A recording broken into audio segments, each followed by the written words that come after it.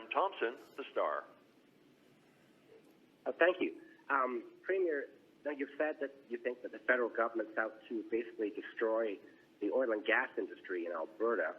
If that's their aim to do that, then why are they spending more than $20 billion to expand the Trans Mountain Pipeline?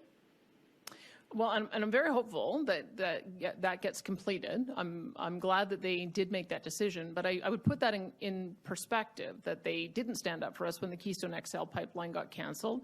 They did cancel the Northern Gateway project, even though it had been approved. They put barriers in the way so that Energy East pulled the plug on their pipeline project, and they also created a regulatory process that didn't allow the Tex Frontier mine to go ahead. So I guess when I balance one project against the tens of billions of dollars that have been cancelled, that's why I question whether they have a commitment to making sure that our oil and natural gas workers remain in a strong and vibrant industry.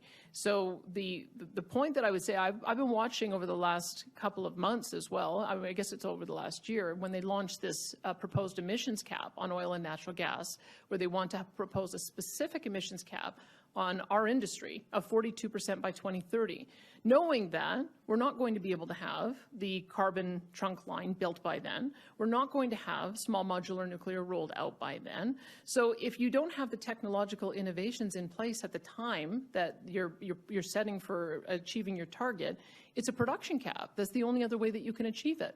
And that's why I'm concerned that they keep putting forward these aggressive targets. I think they're sending a very mixed message. I think that we can achieve emissions reductions, but we have to do it over a time frame that makes sense for the investment in the industry and also the technology when it becomes available. That's what we're working with the federal government to make them understand that. All right, now, you could argue, of course, that Northern Gateway was a federal court that yanked the approval for that because the previous federal government had not done enough work when it comes to First Nations consultation and looking at the environment.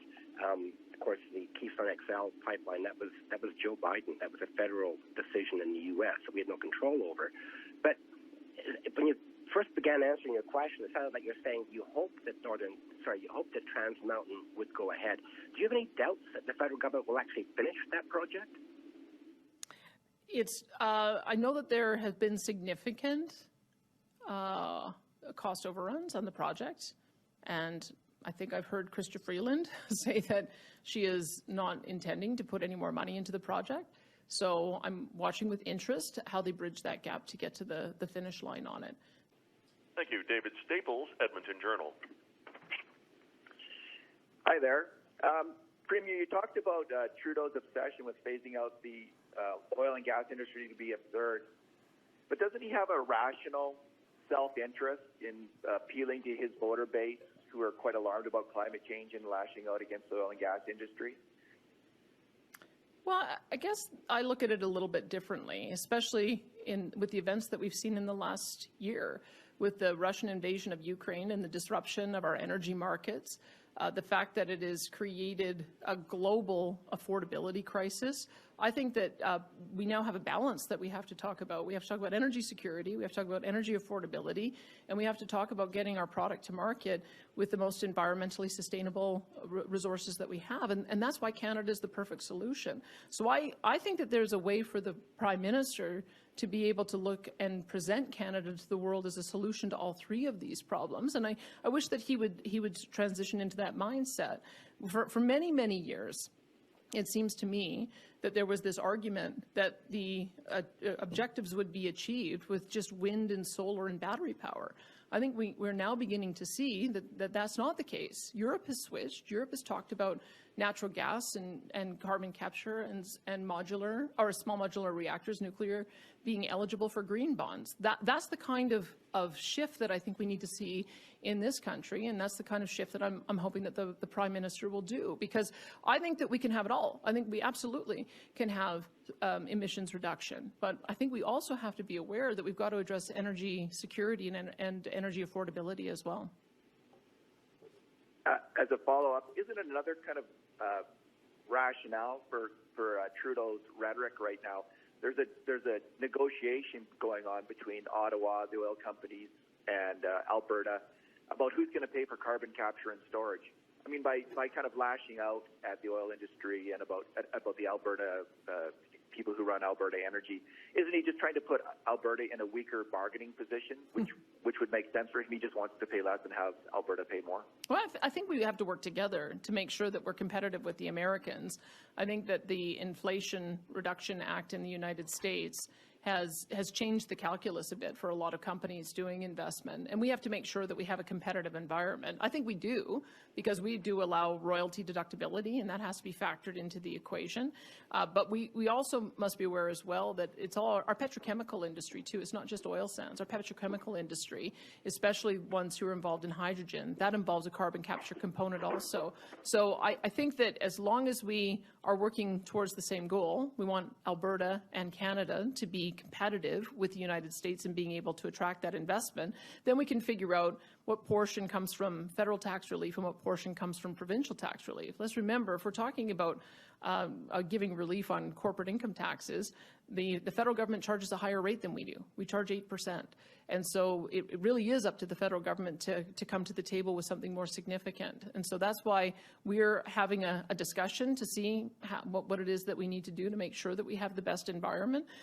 But we're not late to this. We've put, I believe, over $2 billion of investment into carbon capture technology, going back to the announcements that were put forward by Ed Stelmach all the way back, I believe, in 2007 or 2008.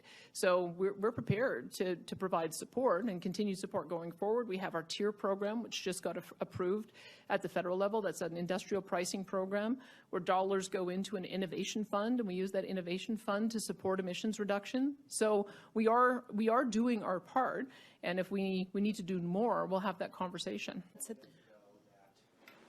If the federal government may be playing politics because there's a federal election coming on some of the federal provincial issues, you stand before us here as a politician with the provincial election coming.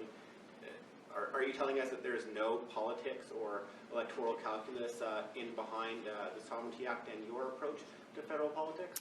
I can tell you what I've observed, because I've observed the federal government for a long time. And what I do know is that when we had an equalization referendum to say we wanted to start a change in our relationship with the federal government, within days, Justin Trudeau appointed Stephen Guilbeault.